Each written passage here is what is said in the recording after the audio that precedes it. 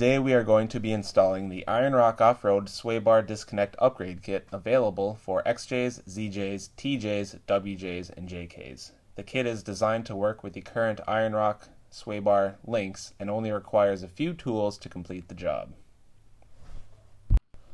First, we are going to use a 3/4 inch socket and wrench to remove the upper and lower bolts of the sway bar link and then completely remove the sway bar link from the vehicle.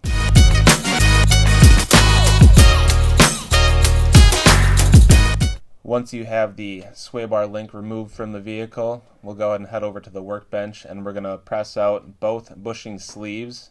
You can do this by using a smaller socket and a hammer and just give it a whack on top and those sleeves should come right out.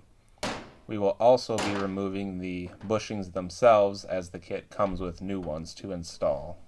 We're going to do this also by using another socket and giving it a few taps on the end.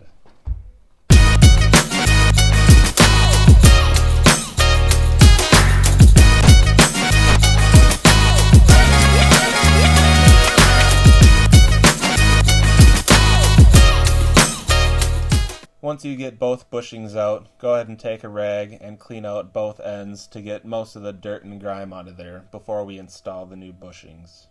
To make that a little bit easier, go ahead and apply a little bit of grease to the inside of each eyelet before pressing in the bushings. To get the new bushings installed, just go ahead and put it down on its side and put some good pressure on it and those bushings should pop right in. After you do that to both sides, we will put a little bit of grease on the inside of those as well to make it easier for the reused bushing sleeve to be installed. To do that, just kind of put a little bit of pressure on and it should go right in. Next, we'll go ahead and apply a little bit of anti-seize to the disconnect pin retaining bolt and we'll go ahead and install this onto the axle. You'll want to position the retaining pin hole so that it's in a convenient location. Then we'll go ahead and we'll tighten this down. Now we can go ahead and reinstall our sway bar link. You're going to want to install the end with the sway bar bushing sleeve at the sway bar end. We will be reusing the hardware removed earlier.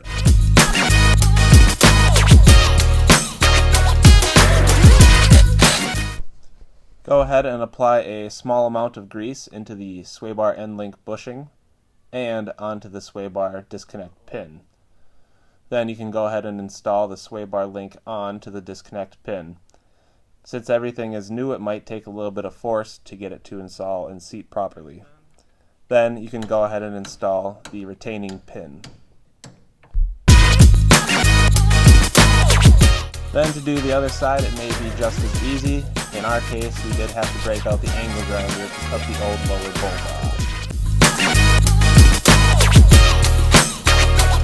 After you get the other side back together, now wouldn't be a bad idea to check over your steering linkages, control arms, shocks to make sure nothing's loose before we get it back out on the road. If you guys enjoyed this video and our other videos, please like, subscribe, and share. Be sure to check us out on Instagram and Facebook. Thanks for watching, and we'll see you next time.